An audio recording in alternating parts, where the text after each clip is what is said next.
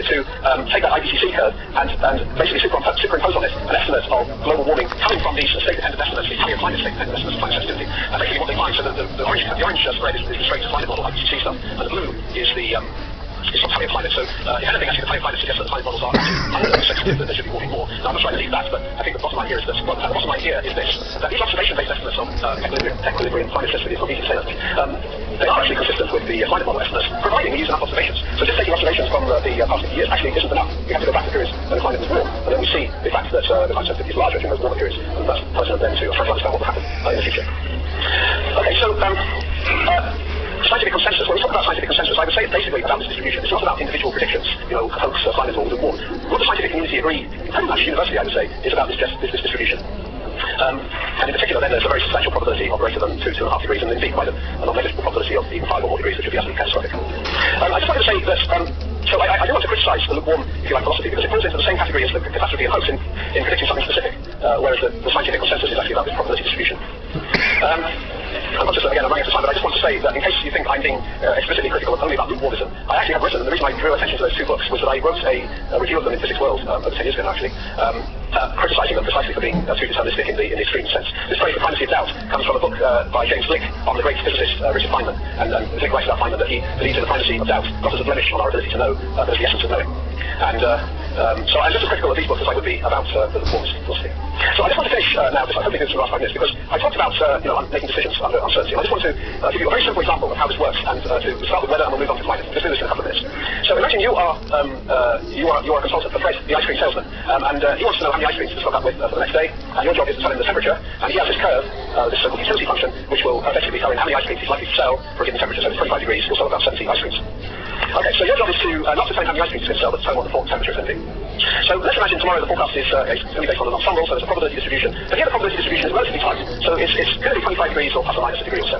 Now in this situation it's easy to say, to calculate what number of ice creams or expected number of ice creams that can be sold. If you know any integral calculus, you'll know formally it's the integral of the number of ice creams multiplied by the probability for a particular temperature and integrate over temperature. But basically, when it's 25 degrees and there's not much uncertainty, then okay, that's easy. So 70 ice creams. So you just tell him, okay, it's 25 degrees spread, you know 70 ice creams to stock up with.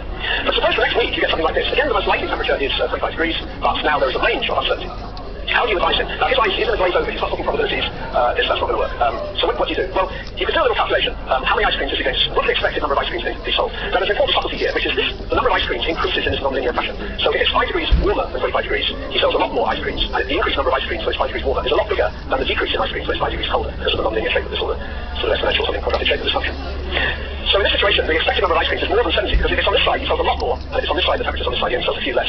So the expected number of ice creams goes up to 120. So how are you going to advise him? Well, one thing to do would be to work out what temperature corresponds to 120 ice creams. It's about 28 degrees in this picture. So you could say to Fred, plan, even though you know it's most likely to be 25, you could say plan for it to be 28 degrees. That will give you the best estimate of the expected number of ice creams sold. Okay, my colleague Chris Hope at the Cambridge Business School has done a similar calculation based on climate sensitivity. If you take this, so he's got these utility functions for global GDP, well, different regions, but GDP basically has the impact on GDP as a function of global temperature. If you take the most likely climate sensitivity 2.5 degrees, the impact on global GDP, according to his calculation, is about $120 trillion, which sounds like a lot. But on the other hand, if you do the calculation properly, taking into account the full distribution, and the fact that this curve, like all these curves, like Fred's ice cream curve, are non-linear, then you actually come up with 400 trillion, which is a lot bigger. So let's imagine Fred has now given up his job as an ice cream seller, and he's become a Member of Parliament, he's become an MP, and he's just become Secretary of State for the Environment. So now you need to advise him in a similar way based on these figures. And what you can do, again, is take the temperature that will correspond to an impact of $400 trillion, which turns out to be 3.6 Kelvin, and your advice to him was plan as if it was 3.6 K. So this is a way, like the ice cream to actually convert information that's fundamentally probabilistic or uncertain into potential deterministic decision strategies. So I'm finished. So this is my conclusions. Projections of climate change must be based on probabilistic terms based on ensembles. I am talking about this, but we can look at the reliability of these probabilistic predictions on shorter timescales, days and decades. And we certainly find the temperature, the models are remarkably reliable. For rainfall, there are still some issues. The observation estimates of equilibrium climate sensitivity are actually broadly consistent with these ensemble-based estimates, but providing we take enough observations, and that probably needs going into the paleo regime. So specific forecasts, they're all inconsistent actually with our understanding of climate change. We have to think in these much more, say, probabilistic terms. I would like to say one of the reasons for giving this talk tonight is that I hope we could maybe agree, because in some sense we do need to move the debate on to, do we want to take, do we want our politicians to take action, mitigating action to reduce these risks. I think we can only really start to debate this properly if we can agree on the underpinning science, the science that feeds into that type of decision process. So let's tonight at least agree that these climate model ensemble-based estimates of risk, they're not perfect, so the models are not perfect, but they provide the best scientific means we have available to the politicians to make these decisions. Now, nobody is happy with the level of uncertainty. We do need to understand much better and get a better grasp on, particularly on these cloud feedbacks. If we're going to do that, then we've got to do two things. We've got to continue to invest in high precision measurements from space of the radiation budget and the global cloud field. And secondly, we've got to develop higher resolution climate models where these types of cloud systems can be resolved explicitly. And I have to say, I was absolutely dismayed on Friday to get a newspaper report from the Washington Post saying that, according to a memo they received, the National Oceanographic and Atmospheric Administration Agency is planning, the White House is planning to cut 26% of their research budget and 32% of their satellite. We will never make any progress unless we continue to fund and to do basic research on modelling and on observation. So we need the satellites and we need the computers. So I've gone slightly over time. I'm sorry for that, but thank you all for your attention.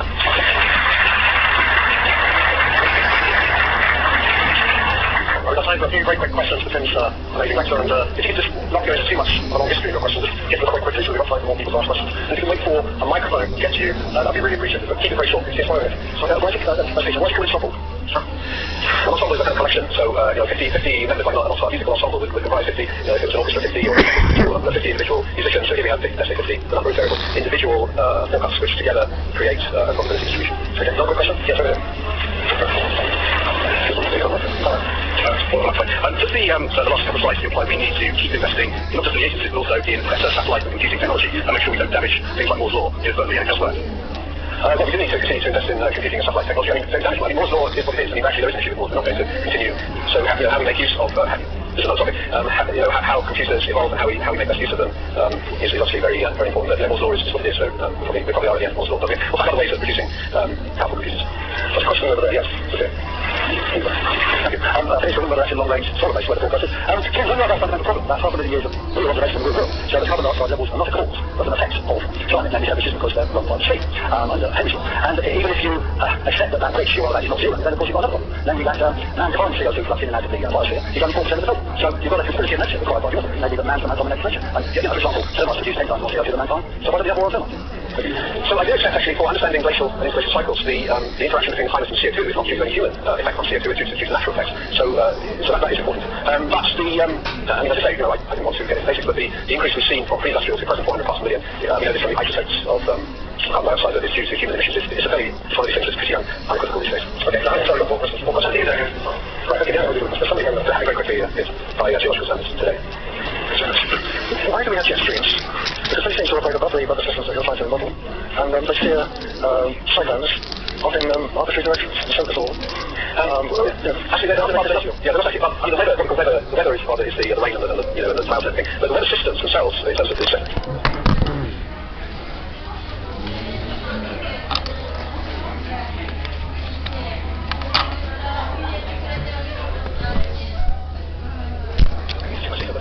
integral part of the weather systems themselves to extend up to that level. How are your conclusions applicable in daily life? How are your conclusions applicable in daily life? What kind of position did I take in conversation with somebody about climate change? Because things are very uncertain. Well, it is uncertain, but you have to think about situations that you would be in, where even if somebody, example which one might take is a silly example, but if you were about to get on an airplane where somebody said to the engineer, said, well, we're unhappy with this crack in the wing, you think, that should be okay, it's only 10% enough, we'll drop off. You might think twice. Or if the surgeon, you have to go to surgery, and the surgeon said, well, the risk of this going seriously wrong is 20%. I mean, then you have to decide whether you want to go through that. So, I mean, in business every day, people have to make decisions under uncertainty. So, I think our whole lives are actually really rarely we ever make decisions where we know for sure what will be the consequences. So, I think actually this is not an unusual type of situation. So the bottom line here is, if I come to that catastrophe of these, tens of meters of sea level rise of, parts of the world where humans physically can't exist, and so on, and I say to you, well, I think, that is about that 20-30% probability. Is it worth us doing something to reduce that risk? Because if you think it is, the only way we're going to do it is to cut our emissions of carbon dioxide. I'm seriously avoiding trying to answer that question, because I feel as scientists, it's not necessarily my job to actually say, yes, we should be cutting emissions. I'm just trying to make the point. I'm trying to give you, if you like, the information that will allow you and the people and most important aspects of our positions, the information in this way, in the as most rigorous scientific way as I can, that allows you and others to make that decision. So, there's one more question here, and then we've got to wrap it up. Is it accepted that 50% of Brexit voters are climate deniers? I don't know. Okay, I think that's probably it. Well, I think with that we better wrap it up, because we've got another long discussion about that. So I'd just like to close by saying that, of course, we recognise, and including Matt Ridley, that climate change is a hugely important topic, and something that science has to come to bear on and provide robust estimates for the future. And Matt, like a lot of other people, recognise that we need evidence-based decision-making. It's actually great to explain the evidence in this way so we actually understand what it is that we're dealing with in terms of uncertainty. And trying to communicate that with the program or whatever is a real challenge, of course, the general public in other ways. So it's not an easy thing, so I think we've done a great job of trying to help us understand what the issues are and how the models are evolving. And without any further ado, I'd like to invite you all to maybe ask him some more questions afterwards, but right now join me in thanking him very much for a great lecture.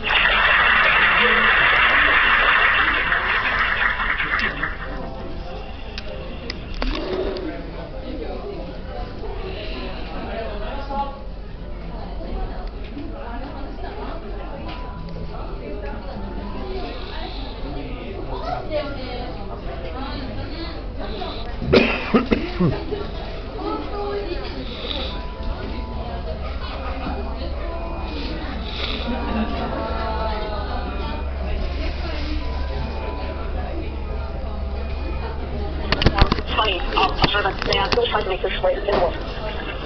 So, yeah, just back to Daniel Hollander. So I'd like to start, actually, to differentiate who Daniel Hollander was, because I think it's important because not too many people have actually heard of. Hollander was a student of Karl Linnaeus, and they developed a particular hierarchic taxonomy, which enabled people to ascribe a binomial name to a particular species, which is the essence that is still present particularly used properly today. Hollander came to Britain in 1763, or in 1762, and got John at Michigan in 1763, in order to reclassify the natural historical collections which had been organised according to the Marshalian system. And Hollander really was somebody who reflected the development of Linnaeus systematic linguism at that time. Now, in the 1760s, he came across a young Joseph Banks, come back to intelligent and enthusiastic about botany. And eventually this culminated into a world scientific expedition in 1768, known more commonly as the Endeavour Voyage, led by Captain James Cook. Now, the main purposes of this expedition were to first observe the transit of demons in the South Seas in Tahiti, and secondly to discover the great unknown southern continents. Now, on this voyage, Banks kept a diary or a journal, known as the Endeavour Journal, which really records the day-to-day events, but also records what he was interested in natural history. And he includes large systematic lists within this journal. What I'm very interested in is how this journal connects with more detailed scientific work.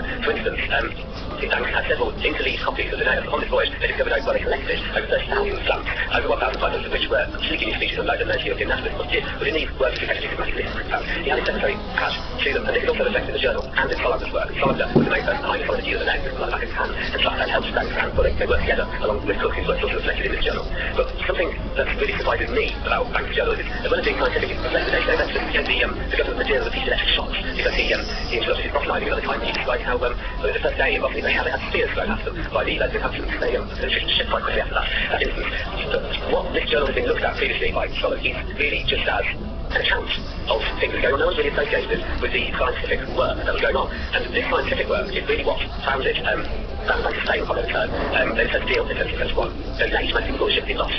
It disappeared from the newspapers a few months before us. No hope. But it was the great celebration of Cook, the great navigator. It was the celebration of its Banks and Hollander, the civic king, for example. And that really solidified Banks' fame in the institutions of the Royal Society. And Banks then later became president of the Royal Society in 1728, which he held until 1820. And because Joseph Foley run by 19 as well, just in Charles Banks was, he was secretary to the Royal Society from 1784 until 1797, so he was directly under the presidency of Joseph Banks. Now, he first trained as a doctor at Edinburgh University. He's not really known for his position. He's more known as a great administrator of science, so his work as secretary to the Royal Society, and also the past month essentially Henry Cavendish. And he's also what historians describe as a great go-between. This is someone that's really interesting at sharing ideas with different kinds of communities, different kinds of people. So he's really friends with London that he was sharing news with, and also he's friends with London, particularly with Paris. So this kind of news will be all kinds of things. It might be political news to do with home or abroad. It might also be scientific discovery, so perhaps the latest paper read at the Royal Society or something that's recently discovered. He'll even gossip, so what his friends are up to that they don't want other people to know. He'll also share that, but not interested to another thing. So I'm thinking about Banks' diary. I think it's easy to begin with thinking about what is not. So it's perhaps not a diary in your conventional sense, it's not really got kind of personal reflection. It's not really an entry of monologue, it's not really what Banks is thinking. I think it's a lot more like my journey. So I'm talking through a simple entry in the diary. It always begins with a date, and then what follows is a list of all the places that Banks went. So these are friends' houses, might be a trip to the Royal Society, might actually stand out in a particular club. But what comes in between is sort of big markers where he's in the day. But only these very, very brief notes, so it might be a rough kind of topic of conversation, but really there's not very much detail at all. It's very quite terse, it's quite dry when you come to read it. And I think this is quite related to why Banks kept his diary. I would argue that Banks' diary is an aid memoir, so it's something that you refer back to on later days if you want to remember what he's up to on the day previously. And this is something really important when we think about Banks' role as a go-between, so someone that's sharing information. Banks met lots of people, he got lots of different news from lots of different sources, and it's important to him to have someone to write down this sort of rough notes. You can later refer to. So if you look at Banks' letters, you can often find him referring to specific diary entries and elaborating on things that he put in his diary. And I think historians, something that's really useful when you're dealing with like diary entries. It can be helpful to compare the diary with letters, which gives you a lot more context and detail. So if we're thinking sort of about genre and about style of writing, I would say that Banks' diary is very much factual. It's just a bare account of what he did in the day. There's hardly any sort of personal reflection. It's very, very much just the facts of the day. Something that you refer to later when you want to compose other things like that with his friends. I find it John Tyndall, used in the 19th century. Tyndall was about 1832, died 1893, physicist, probably best known for his discovery of the absorption of heat like gas in the atmosphere and the understanding of meteorology and climate change.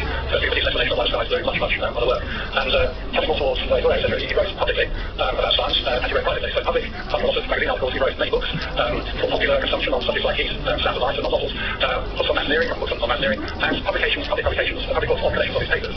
Why did he do all this? I think partly for the money. He earned over his career about £1,000 a year, or about £500 a year from his books, which is roughly the same as he recorded for over many years.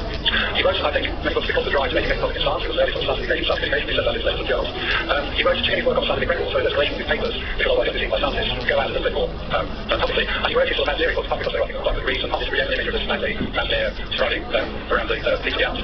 He also wrote scientific papers that are different from yours still. We haven't got them moving from the books period. They're still quite narrative. They're not anything like the 40 steps of a long paper. In private, he wrote a whole range of journals. They contain mostly descriptions of what he did before he met, a bit of self-examination, recriminations, some chastising, self-chastising, he's not working hard enough. So he's saying drafts significant letters, poems, comments offered by individuals, people like Thomas Carlyle and Tennysson, who are friends of his, contain some of his philosophy and metaphysics, which actually you can then trace into his public pronouncements, and it contains some nice snippets of his emotional entanglements. Some pages are torn out, and I suspect some of those relate to some of those emotional entanglements.